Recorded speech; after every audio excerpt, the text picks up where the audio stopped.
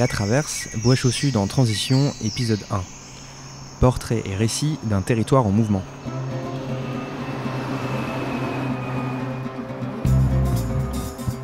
Je suis Maxime Verdun et c'est moi qui suis aux manettes de cet épisode sur un territoire traversé, écouté et accompagné par La Traverse avec Alexia Beaujeu et Victor Figuera.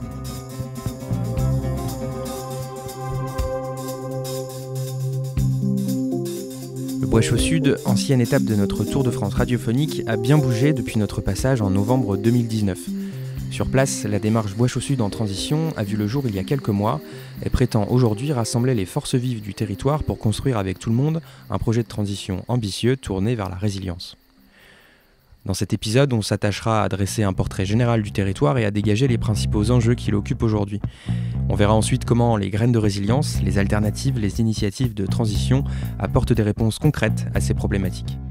Enfin, on s'intéressera à la façon dont la démarche Bois-Chaud-Sud en transition compte agir pour déployer des dynamiques ambitieuses de transition fondées sur ces forces vives. Commençons par entendre Olivier Benel de l'Association de développement agricole et rural, un des porteurs de la démarche, nous présenter le territoire. Le Bois-Chaud-Sud, c'est un territoire qui s'étend au sud de la Champagne-Berrichonne, donc qui est limité au sud par les contreforts du Massif central. À l'ouest, on a la Brenne. Et puis, le Bois-Chaud-Sud déborde un petit peu sur le Cher également. Donc, c'est avant tout un territoire rural. Sur lequel on trouve des activités prédominantes que sont l'agriculture, avec des exploitations qui sont majoritairement en polyculture élevage. J'ai un cadre qui est quand même très verdoyant, qui est... Annie Tribet, membre de Famille Rurale à Crevant. Qui est attirant du point de vue, quand on aime la nature. Bon, moi, j'aime la nature, j'aime bien la ville, j'aime bien aller au cinéma et faire plein de choses comme ça, mais c'est aussi reposant de vivre dans une nature boisée avec plein d'insectes, d'animaux, et puis des gens sympas. La France profonde. Daniel Calam, maire de Saint-Plantaire. Plus que profonde, le trou du cul du monde, loin de tout, loin de tout ce qui est urbain, loin de tous les services. Alors, je donne que des inconvénients. En même temps, moi, quand j'ai des nouveaux arrivants, je les préviens, je leur dis, si vous attendez ici à retrouver ce que vous aviez dans la région parisienne ou dans la banlieue de Lille, vous allez être surpris, quoi. Loin de tout, mais avec d'autres choses. Une nature relativement préservée. Les gens qui viennent chez nous, ils viennent du nord de la France jusqu'ici. Ils viennent soit de la région parisienne, soit du Picardie, Nord-Pas-de-Calais. Ils ont fait 300 km ou 600 km ils n'ont vu en gros que de grandes plaines céréalières. Ils ont vu 3 cultures. Du colza, du blé et puis de l'orge. Voilà. Et puis, ils arrivent par l'autoroute, au niveau d'Argentan-sur-Creuse, ou un peu avant, quoi. Et puis là, subitement, waouh, là c'est autre chose. D'abord, la plaine est finie. Il y a du relief, il y a de la couleur, en particulier du vert. Alors les éléments caractéristiques du bois chaud, c'est son caractère vallonné, arboré, avec les haies, les bouchures. Il y a encore des bouchures, mais elles partent vite. Et ça, c'est déplorable. Tout le monde n'est pas de mon avis, évidemment, puisque ça permet d'avoir des champs plus grands où on peut faire entrer la mécanique qui soulage. Il y a d'autres enjeux humains qui sont liés à la démographie. C'est un territoire qui se dépeuple, au sens où en fait on a beaucoup de personnes âgées et finalement le solde démographique, il est lié, en tout cas ce qui peut le rendre positif, c'est l'arrivée de nouvelles populations aujourd'hui. Ça s'est détérioré à une vitesse, c'est important, quoi. Il n'y a pas si longtemps, on avait des toublis partout. Ici, le toublier était hors Seine, c'est à 2 km du bourg. Là. Touby-Orsène, Touby-Aiguzon et plusieurs. Aujourd'hui, si les communautés de communes ne font pas venir les Touby roumains dans une maison médicale, il n'y a plus de Touby. Au niveau des soins infirmiers, on a encore au niveau des infirmières libérales, et puis la mise en place de soins infirmiers à domicile, donc ça marche. Au niveau des services publics, il n'y a plus. Il reste les mairies. Dernier service public ouvert. La Poste, il y a longtemps qu'il n'y a plus. Les banques privées, il y en a de moins en moins avec des heures d'ouverture de plus en plus ridicules. Au niveau des commerces de proximité, il n'y a plus beaucoup. Il y a Super U qui a remplacé. Voilà, donc là, il y a une évolution qui a été une rapidité extrême. Au niveau des services essentiels, quoi. La population est trop vieillissante. Donc le baby-boom est parti en 70, revient maintenant. Ils sont fidèles à leur territoire. Ils l'aiment, ils reviennent. Mais ils sont à la retraite. Donc certains sont très dynamiques, certains sont... Mais à l'intermédiaire, donc la génération d'après, est beaucoup moins importante. Enfin, on a surtout des personnes âgées. Sur 720 habitants, on a 120 personnes de plus de 75 ans. C'est beaucoup. On a quand même quelques jeunes maintenant qui sont venus s'installer depuis une dizaine d'années. Il y a des jeunes qui sont venus, d'autres qui sont restés, beaucoup qui sont partis à nouveau. J'en discutais avec quelqu'un qui est un peu plus jeune que moi, mais dont les enfants ont le même âge que les miens. Beaucoup sont partis aussi.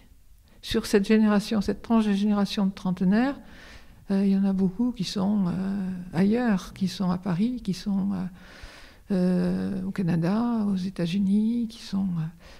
donc on ne peut pas compter sur eux pour alimenter la petite fraction d'élèves. On a eu une remontée des élèves, là, du nombre d'élèves, pardon. Donc on peut penser que ce sont les jeunes qui se sont installés venant de l'extérieur. Ici, on n'a pas de... Violine Tisseron, directrice de la Maison des Jeunes, de la Culture et des Savoirs. De grandes universités, une fois les jeunes partent, en fait, soit les jeunes vont étudier et vont partir de l'Indre. Donc là, je parle de l'Indre en général parce qu'on a une université sur Châteauroux, mais qui est pas, où il n'y a pas toutes les thématiques, évidemment. Et du coup, on voit qu'on a à un moment donné des jeunes qui partent vers 17-18 ans et qui vont rester dans leur lieu d'études. Après, certains, comme moi j'ai fait en fait, reviennent et vont vraiment s'investir dans leur territoire. Donc il y a cette carence en fait en jeunesse. Quand on voit dans les associations, souvent on dit mais c'est compliqué de faire venir les jeunes dans nos associations. Ouais, mais en même temps c'est normal, les jeunes ils vont faire leurs études ailleurs. Quand ils reviennent le week-end, ils sont plus dedans et on n'est plus comme à une certaine époque où l'associatif, ça se vivait de père en fils. Aujourd'hui, les fils s'en vont pour aller faire leurs études. Et quand ils reviennent, ils n'ont pas forcément les mêmes préoccupations. Ce premier aperçu donne à voir des premiers éléments importants. On a affaire ici à un territoire qui se caractérise par la richesse de son patrimoine naturel et paysager, avec notamment les bocages, aujourd'hui menacés par l'intensification des pratiques agricoles. On observe également des dynamiques courantes en milieu rural, de déclin démographique et de vieillissement de la population, charriant avec elles, dans le même cercle vicieux, la disparition des services, des commerces de proximité et la dégradation du lien social. Pas très reluisant tout ça, mais comme partout, on l'a rapidement entendu déjà, des signes semblent annoncer que ces tendances ne sont pas irréversibles.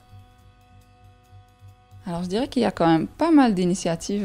Tania Schefflan, maraîchère à Arton. Je ne sais pas si j'ai envie d'utiliser le mot alternative, mais quand même...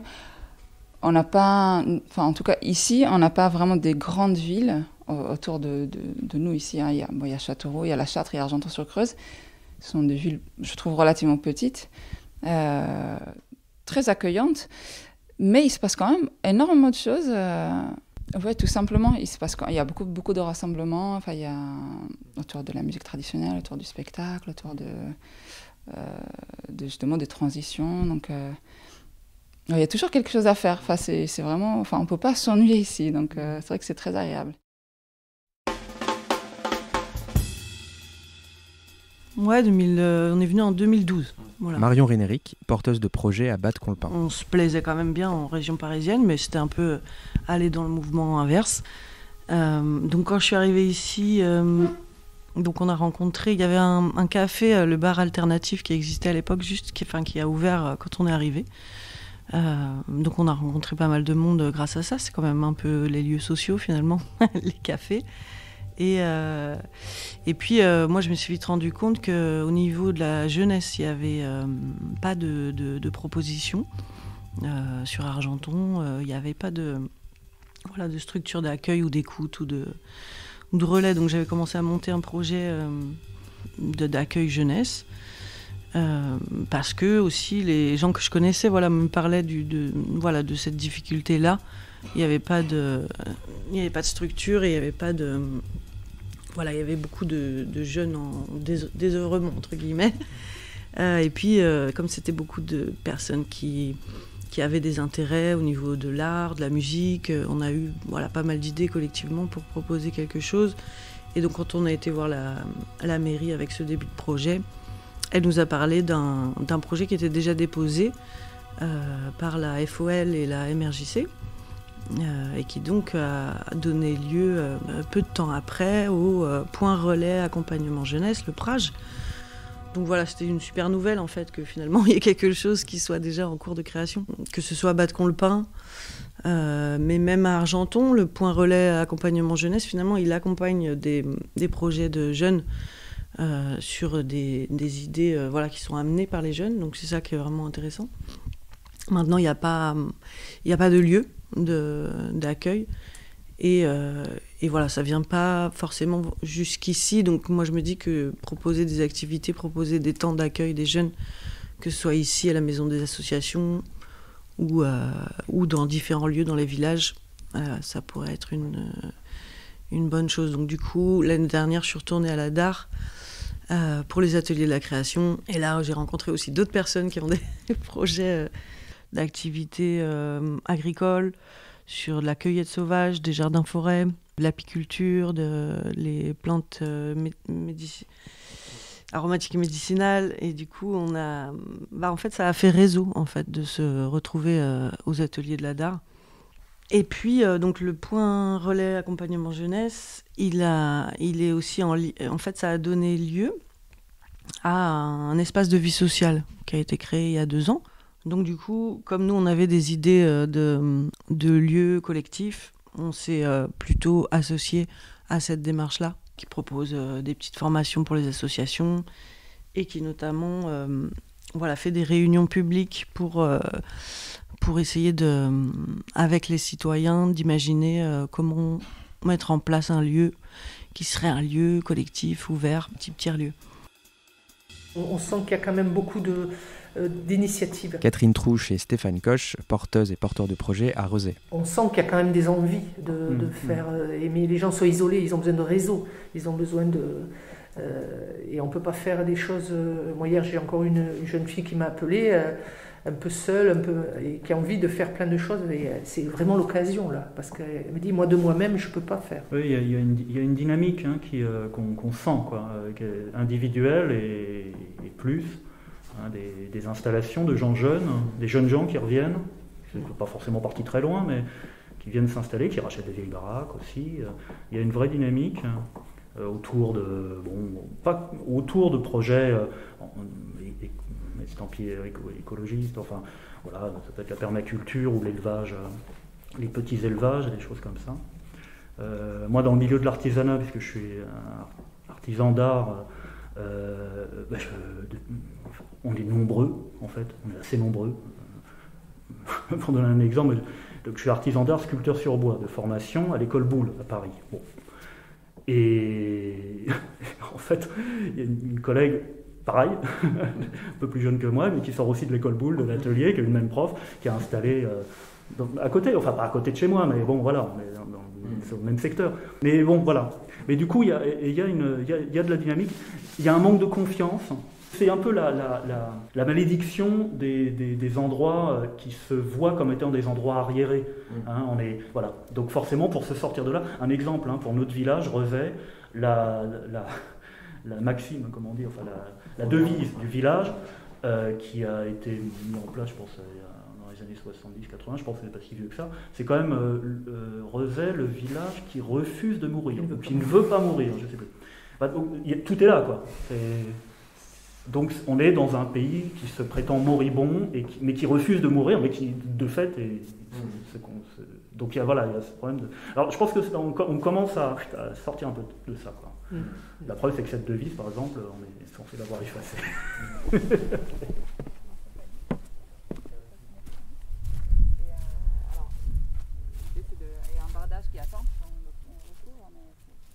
Alors le projet que j'ai monté, j'ai eu le déclic quand un ami est venu, il m'a dit « il n'y a vraiment pas un endroit où on peut venir cueillir nos légumes, se poser, en toute simplicité, quoi, avec nos enfants ».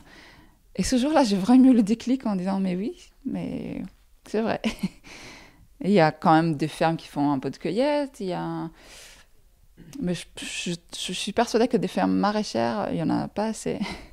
Même sur une petite commune, on pourrait être 2 ou 3, enfin, des petites fermes. Et donc j'avais envie de développer une ferme qui va pouvoir nourrir déjà les familles autour, les enfants.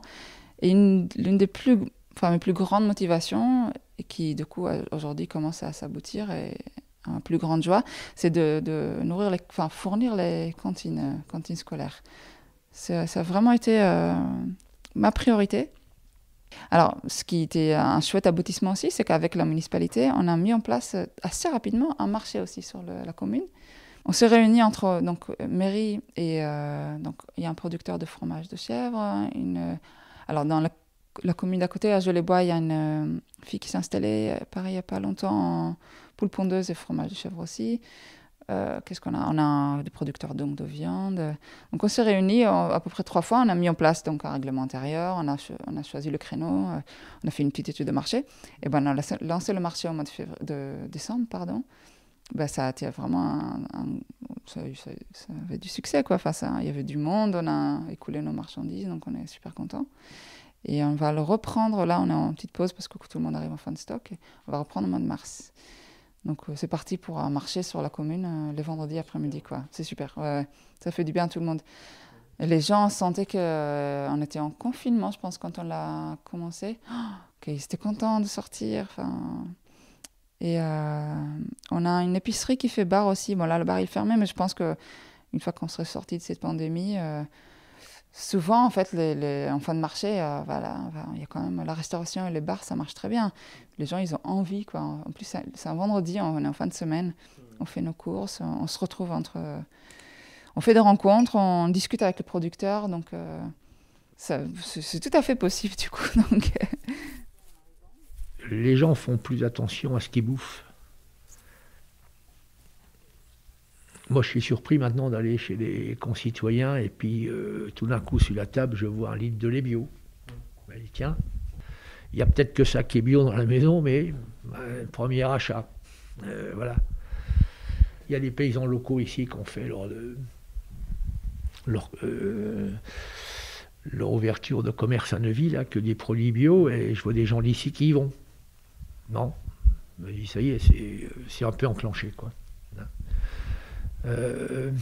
Pour ce qui n'est pas agricole, au secteur de l'artisanat,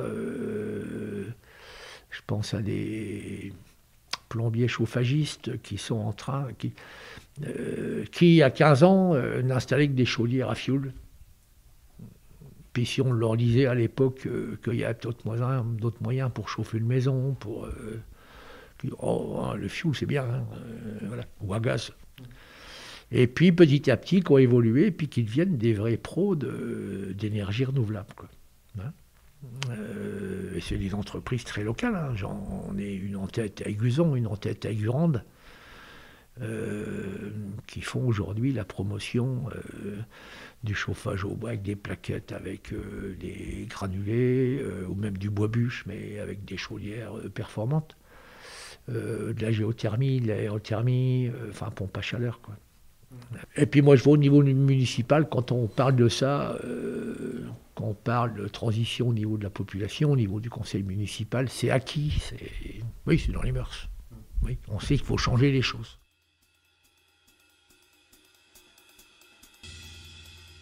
Alors, l'idée de départ, c'était de reprendre le bar-restaurant qui est au sein du village, qui est fermé depuis 2 ans et qui ne fonctionne plus depuis déjà plusieurs années, une dizaine d'années. L'idée, c'était pas de rouvrir au sens traditionnel, c'est-à-dire que notre analyse était de dire que l'activité traditionnelle, donc un fonctionnement traditionnel ça marchait plus, quoi. Donc nous, on est un peu excentré, donc on n'est pas sur un lieu de passage, donc voilà. Trop de charges et pas assez de rendement, de rentabilité pour pouvoir se payer même tout seul, quoi. Voilà. Et donc l'idée, c'était de refaire un lieu. Bon, alors avec l'ouverture du bar, par exemple, à certains moments, couplé avec peut-être du drive, une boutique, des échanges, des ateliers, etc. Donc au départ, l'idée était, petite idée comme ça, rouvrir le restaurant à certains moments, soit par le biais d'un traiteur, soit en faisant comme un comité des fêtes, quoi, sans concurrencer par contre les autres actions. Moi, je m'attendais dans la boîte aux lettres à avoir des choses négatives. Oui, on n'en a pas eu du tout. Non, ça conforte dans l'idée qu'il y a de manière assez inconsciente, il y a un vrai besoin, quoi. Je pense que les gens commencent à passer au-dessus de leur méfiance, voire défiance, parce que bon, il y en a marre. C'est tellement évident, il y a une forme d'évidence en fait. Moi, ce qui me tenait à cœur, c'était effectivement de créer du lien entre il y a des initiatives, il y a des associations qui proposent des activités à droite à gauche. Il y a notamment la Meute du côté de Tenay. Il y a des initiatives peut-être un peu plus à la Châtre. Il y a aussi nous on avait aussi donc imaginé un projet d'épicerie collective participative sur Batcombe, puisque le local avait été fermé. Et donc, comme il y a des boulangeries sur les villages d'à côté, on s'était dit, nous, ce qu'on avait besoin, c'était ça, d'avoir un point relais alimentaire qui soit proche, en fait, puisqu'on est quand même assez excentré, assez loin. C'est quand même ça, une des difficultés du coin, c'est que, voilà, dès qu'on est dans un village, il n'y a pas de bus, il n'y a pas de transport. Et donc, c'est tout de suite prendre la voiture pour faire une dizaine de kilomètres pour se ravitailler, quoi. Et du coup, on avait imaginé un projet d'épicerie collective en proposant aussi de mettre en valeur tout ce qui était associatif, d'exposer, je sais pas, les œuvres des artistes locaux et d'informer surtout sur ce qui existe, en fait. Ces différents signaux permettent d'entrevoir des réponses aux enjeux évoqués tout à l'heure. Face à la menace qui pèse sur les paysages et la biodiversité, les pratiques agricoles respectueuses de l'environnement commencent à essaimer. En réponse à la dislocation du lien social et à la disparition des lieux de proximité, des bars ouvrent leurs portes après des années de fermeture, des épiceries solidaires voient le jour, les petits marchés de producteurs regagnent du terrain, et en toile de fond, la conscience écologique se déploie, rentre dans les mœurs. La manière dont elle se traduit concrètement dans les actes permet de répondre directement à des besoins locaux qui n'ont pas forcément grand-chose à voir avec la transition au premier abord. Un autre signe qu'une dynamique prometteuse prend racine sur ce territoire, c'est la démarche Bois-Chaux Sud en transition, qui veut réunir les acteurs locaux autour d'une vision partagée du territoire, donner à voir et faire monter en puissance les initiatives existantes de transition et impulser de nouvelles activités à travers des coopérations. Donc c'est en fait c'est le fruit, on va dire, de différentes rencontres, hein, de membres, de personnes, membres des associations qui vivent sur le territoire, et puis aussi la possibilité de dépasser certains freins ou de faire plus en fait et mieux sur certaines actions. Donc quand je parle des structures associatives, il s'agit de 3 associations qui sont le noyau dur qui a initié la démarche, à savoir l'association S-Composition, la MJCS de la Châtre et la Darcivam pour laquelle je travaille. Donc en fait, c'est le fruit de différents échanges. L'idée étant, comme je le disais, de de faire davantage de choses et de lever un certain nombre de freins ou de leviers qu'on avait pu observer en créant de nouvelles alliances. Donc ça, c'est central. Le fait de pouvoir créer de nouveaux partenariats, de nouvelles alliances pour toucher un public différent, de mieux comprendre la situation, les représentations des uns et des autres, sur les questions d'alimentation, sur les questions économiques, de coopération. Donc la coopération, c'est aussi un élément prépondérant qui va nous permettre et permet en général de dépasser les enjeux auxquels on est confronté aujourd'hui, des enjeux sociaux, climatiques, environnementaux, économiques bien sûr. Voilà. Justement, c'est le réseau, c'est-à-dire rencontrer d'autres qui sont dans des projets similaires ou différents, mais parce qu'on pourrait avoir des interactions, parce qu'on pourrait faire des choses ensemble, voilà, c'est ça. Parce qu'on pourrait partager des expériences. Et c'est en ça qu'aller avec d'autres ailleurs va nous permettre d'aller encore plus loin et effectivement de réfléchir aussi à ne pas être toxique pour d'autres, à ne pas être en concurrence, une véritable interaction, quoi. Ouais. La ferme a un intérêt, et puis moi aussi, parce qu'une initiative qui, quelque part, regroupe déjà plusieurs volets, c'est hyper intéressant. Ça ouvre énormément de portes. Je trouve que les réseaux, en fait, c'est quelque chose de formidable. Parce que ça crée des liens et ça a énormément de sens, quoi. De se nourrir et aussi de s'auto-nourrir de tout ça. Au niveau de l'énergie, moi je pense à la commune de Neuvy qui a créé sa chaufferie biomasse il y a au moins 15 ans, quoi. Moi je l'apprends par hasard, on va les voir, la DAR s'y intéresse, et puis nous après on crée une chaufferie biomasse. Et puis après, j'ai reçu des élus de 7 ou 8 communes qui viennent nous dire tiens, il semblerait que. Ouais, puis voilà, c'est des échanges d'expériences qu'il faut formaliser un peu, qu'il faut développer, Voilà, tout en restant, là on en reparlait justement tout à l'heure, en restant bien à l'écoute des autres initiatives municipales autour pour ne pas se marcher sur les pieds. Parce que ce qu'on a vu, on a commencé à voir ça en allant visiter par exemple un autre bar associatif, salle de spectacle principalement, mais aussi d'autres choses, qui le disait lui-même, en fait, les spectacles ça marchait très bien, et puis à un moment donné ça a marché un peu moins bien. Pourquoi ? Parce que d'autres salles de spectacle associatives qui se sont montées à côté, qui ont siphonné. Donc, alors, tant mieux, ça fait partie de la dynamique, mais voilà, faut toujours faire attention, si on ouvre une boutique par exemple, que ça ne siphonne pas la petite épicerie qui a été montée dans le patelin d'à côté. Voilà, Donc pour ça, il faut juste être au courant. C'est pour ça que le principe de réseau est super important, d'être au courant de ce qui existe déjà, pour ne pas refaire un truc qui existe déjà et qui n'est pas forcément utile, ou le faire différemment, plutôt complémentaire. Toujours penser au truc, être complémentaire et pas remplaçant, de ne pas remplacer. On n'est pas dans une démarche de concurrence. Oui, surtout qu'il n'y a pas de notion de rentabilité, il ne s'agit pas de... c'est peut-être concurrence avec les supermarchés, là. Oui, mais ça c'est... T'inquiète pas, ils ont suffisamment de mourons à se faire. Donc on a 3 axes. L'axe 1, transition alimentaire locale. L'axe 2, transition sociale et culturelle, qui va s'illustrer par une création partagée avec Escomposition, et les habitants acteurs du territoire qui seront intéressés par la démarche. Autour de la communication, de la recréation de liens entre agriculture et société notamment. Et puis l'axe 3 qui est un axe économique autour d'une économie plus juste et plus soutenable, et dont un des projets on va dire nouveaux, phares, c'est un projet de ressourcerie initié par au départ la MJC et puis en particulier un bénévole qui avait initié ce projet de réparation de vélos. Donc la recyclerie pourra avoir une vocation plus large de réparer un ensemble d'objets qu'on déterminera à l'issue de l'étude de faisabilité qui est en cours.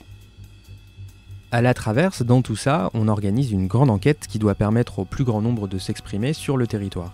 En immersion avec notre micro, un sac de questions et le précieux soutien d'enquêteurs volontaires, On tente de composer un état des lieux sensible du Bois-Chaud-Sud, attentif à tout cet existant déjà foisonnant et qui devra constituer le fondement de la stratégie de transition à laquelle tout un chacun est convié à contribuer.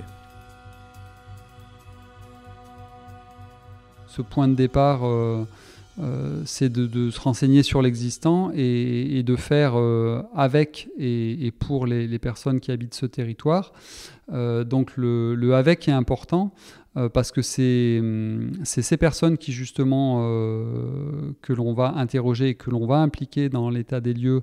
C'est ces personnes qui vont nous aider à collecter les informations nécessaires à cet état des lieux. Chacun peut se sentir concerné puisque les questions qui sont abordées dans ces entretiens, c'est comment les personnes vivent et se projettent sur le territoire, on va dire à l'horizon d'une dizaine d'années, et ce qui importe pour elles dans leur vie quotidienne. Donc ça concerne vraiment tout un chacun. Ce qu'on souhaite, c'est pouvoir avoir une représentation la plus large possible et une participation de toutes ces catégories d'acteurs à la démarche, donc à travers cette première étape d'état des lieux ou de diagnostic, voilà, mais aussi construire avec eux, sur la base des éléments qu'on aura recueillis et des besoins qui auront été exprimés, construire avec eux, on va dire, une feuille de route, un plan d'action, et donc là, qui sera mis en œuvre au-delà de la démarche de préfiguration que j'évoquais. Il y a une perte de sens, il y a peut-être une perte de repères aussi, et on a besoin de créer de nouveaux imaginaires. Il y a cette nécessité que les gens rêvent un petit peu davantage et qui voient aussi voilà, qu'ils aient espoir en des choses et qu'ils croient en des choses. Donc ça passe par interroger les gens sur ce qui les fait vibrer, sur ce qui leur fait envie, sur là où ils veulent aller. C'est la fin de ce premier épisode de notre série Bois-Chaud-Sud en transition. La dynamique continue, nous avons la chance d'y participer et nous réaliserons de nouveaux épisodes tout au long de la démarche pour donner à voir ces évolutions et raconter de l'intérieur une transition qui, on l'espère, se déploiera.